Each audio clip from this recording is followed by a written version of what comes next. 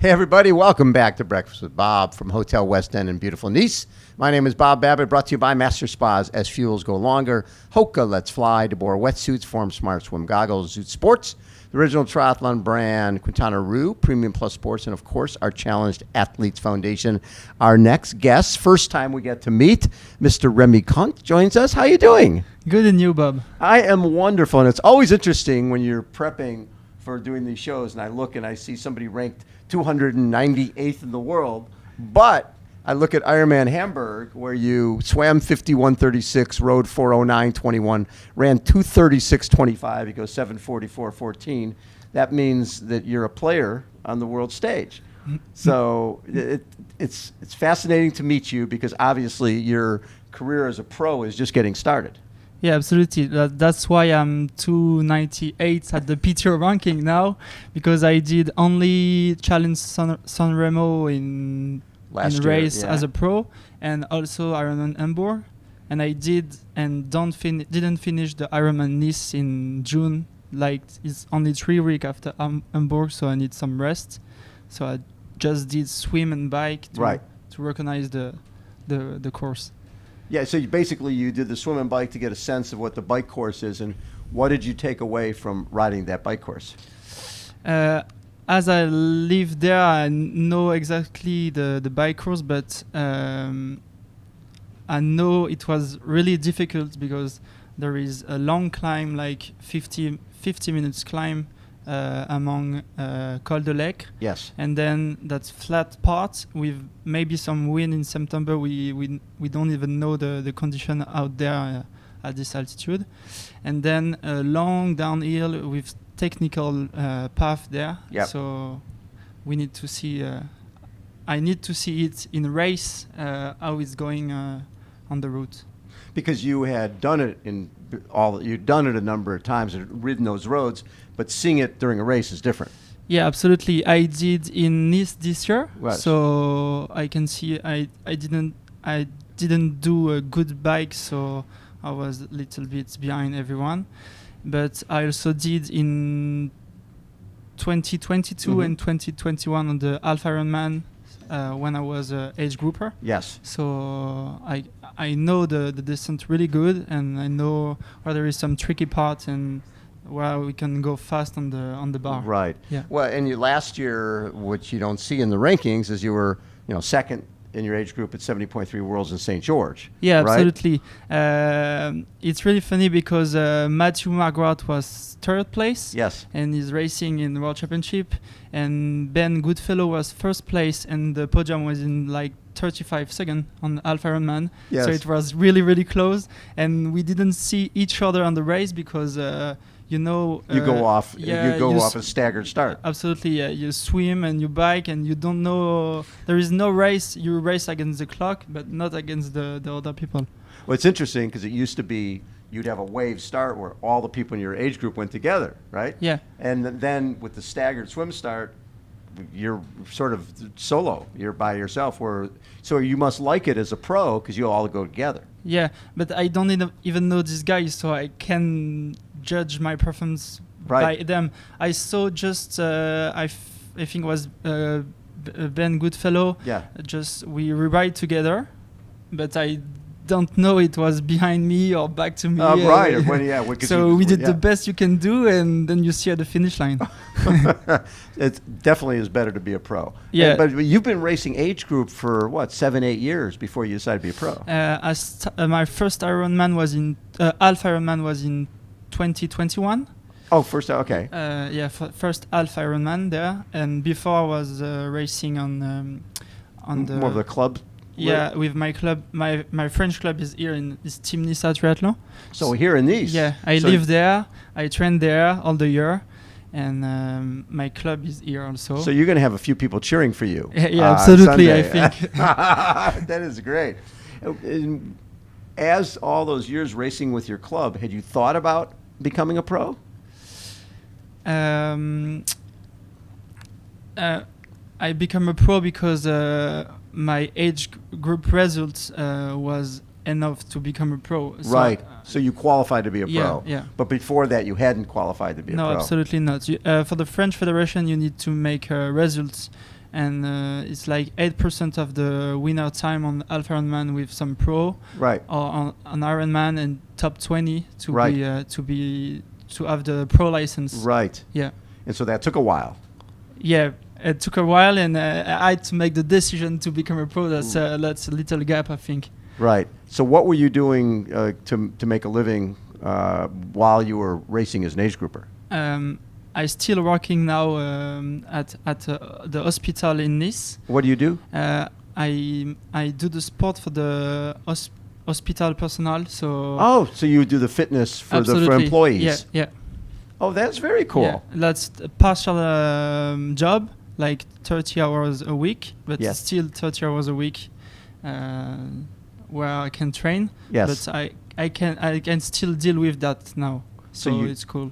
So you're able to balance Yeah. working and training. Absolutely, yeah. Now you have some sponsors. Now that you've I start to have some, but not financial sponsor, just material sponsor. just starting. Yeah. Just starting to get Yeah, sponsors. but as a first year in pro, I can ask for more now.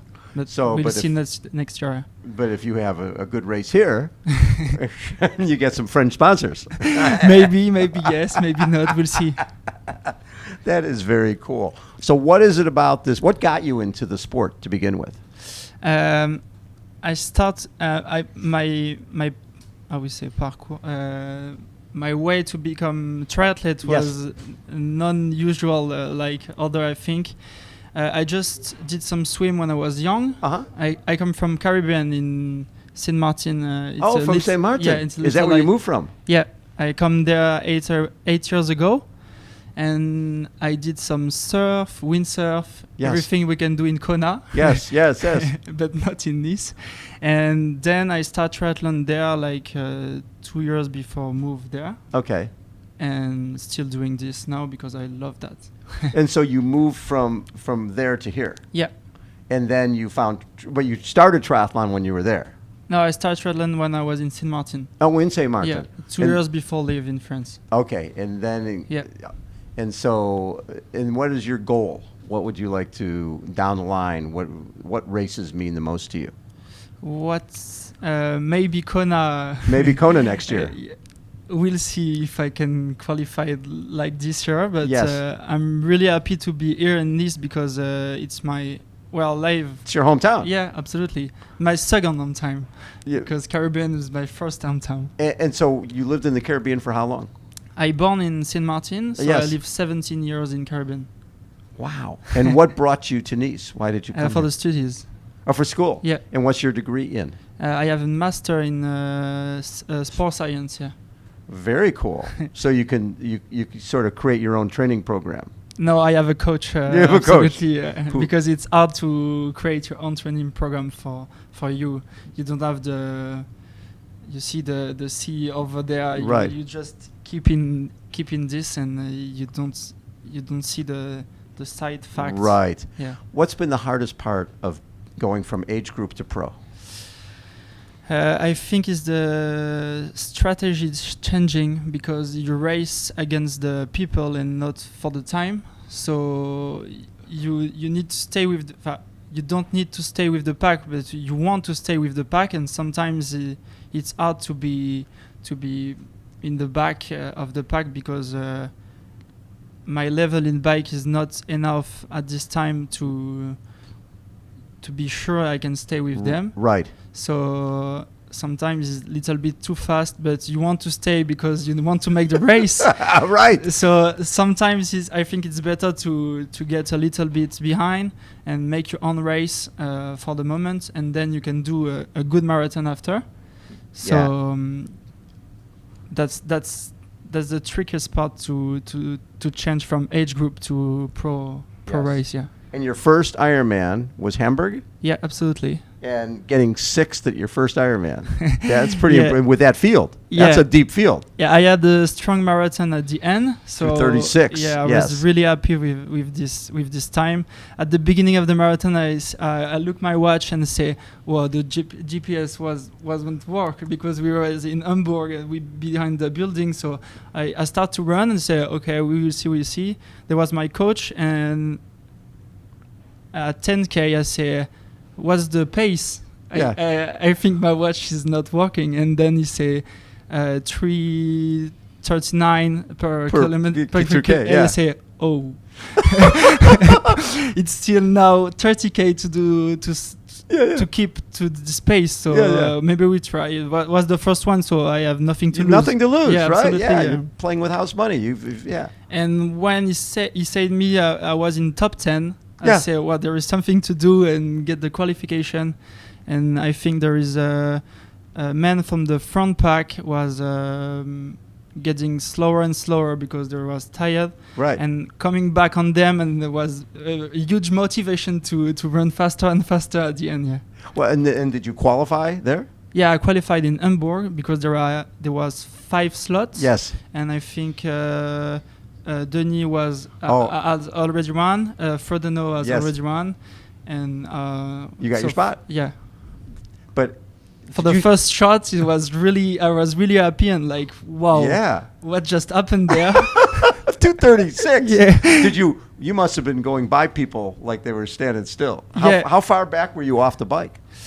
There was like the pack with Denis and Frodeno and everybody was like 9 or 10. Yeah. 10 people there, and I was 10 minute back of them. In the second back was 20 or 25 people. Yes. And then I did my T2, like was taking my time. It was the first one. I didn't know anything about this, and then my coach say, take your time on T2 and then just put relax, your shoes, put your socks good, and then go and run and start to pass a lot of people there and see some people. So you must have been back almost like 30th place or something. I start the marathon on 24th place. 24th, okay. Yeah. So I came back like 6 at the end, and I catch the last man on 38 kilometer. Oh. And then I just had some cramp at like 40 kilometers, and I say, no, it's not possible. not now. Let's go. You can stop there. So I just walk like 10 meters, 15 meters, and then no, you can have cramp. You can stop. You need to go. You have your slot out there, and I was really motivated by that. A 2:36 and passing people, that had to be like the greatest feeling. Yeah, absolutely. But everybody run fast in Hamburg. Right. Like I think there was 10 people under 240. Yeah. So that's impressive. But the condition was really fast. So as somebody who's lived here for a long time, it seems very hot in the afternoon. And there's in terms of the marathon. Yeah. And there's no shade anywhere. So is that good for you? Because you train here all the time. I train here all the time. The marathon is like 4 go and back. So it's really, there is a lot of monotony there. And no shade, as you say, and we'll see on Sunday. But sometimes it's really hot in September. Yes. Not hot as 2 weeks ago, because 2 weeks ago, like 36 degrees there. So you can run at 12 on the Promenade des Anglais. Yes. And you finish like a grilled steak there. Finish like a grilled steak. It's hilarious. But we'll see on Sunday. But it's going to be a little bit cooler, and I think on the bike in Kosol it will be fresh, like 20 degrees. So it will be optimal for the bike race. And having 4 loops down here, with everybody's going to know you. Right, the whole crowd is going to be cheering for you. Yeah, absolutely. I think there is a lot of French out there. There is. And a lot of person from my club. Yes, because racing. My club is now just like 3 people of my club racing there, but all the person live there. There is a lot in the club, and they know the local triathletes. So maybe we'll have a lot of cheer on the. You will have a lot of cheering. We'll see. that will be my strength, I think. There. I love it, Remi. Such a treat to get to meet you. I look forward to watching you race on Sunday, and hopefully we'll be doing this more over the next few years. Yeah, maybe if I am in Kona next year, we'll see. I love it. Remi Conte has been our guest again. This is Breakfast with Bob from the beautiful West End Hotel. Hold on. We will be right back.